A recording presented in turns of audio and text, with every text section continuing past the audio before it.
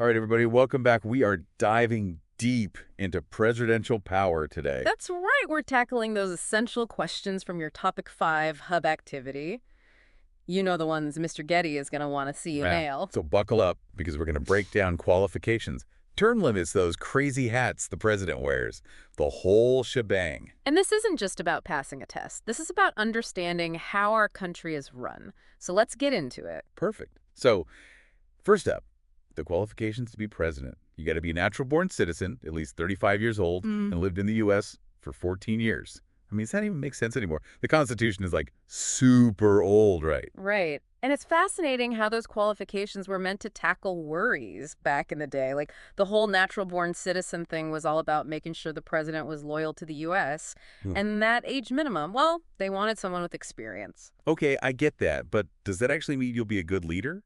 I mean, there's got to be more to it than just checking those boxes. Well, that's where things get tricky. Some people think those qualifications are totally outdated. They say it could even stop some amazing leaders from taking charge. Others say, no way, they're super important for keeping things stable and running smoothly. It's a tough question with no easy answer. True, true. Okay, next up, term limits. Mm-hmm. 2 terms, that's it.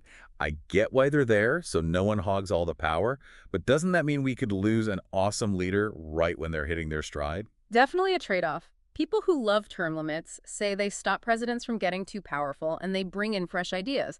But those who don't like term limits say they can mess up a president's ability to get things done, especially when it comes to those long-term challenges. Think about it. Would we have tackled the Great Depression the same way if FDR had only served 2 terms? Hmm. I never thought about it like that. Okay, moving on to the actual job. Yeah. I mean, the president has like a zillion roles. Chief executive, commander-in-chief, chief diplomat, chief legislator. How does anyone keep up with all that? It's a constant balancing act. Think about it.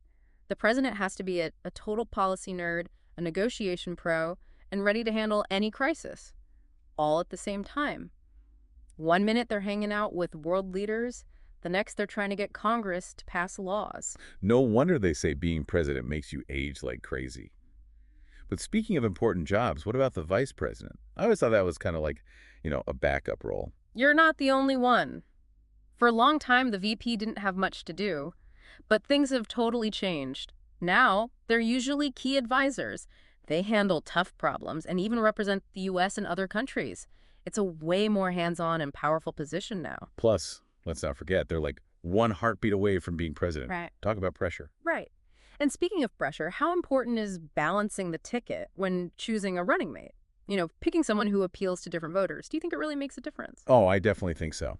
I mean, imagine a candidate who's super strong on the economy, but maybe not so popular with younger voters.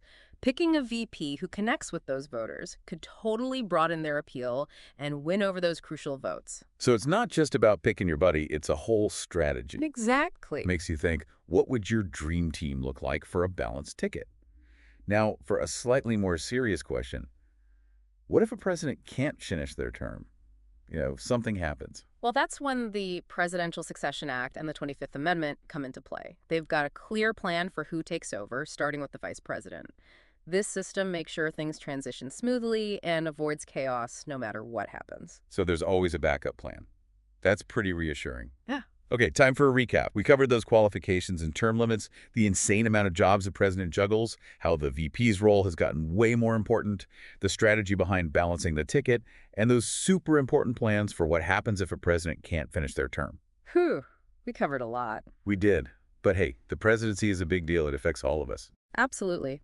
Hopefully this deep dive has helped you all understand how the presidency works, how it's not just about memorizing facts, but about being informed and engaged citizens. And that's what makes a difference. So here's a question for you all to think about.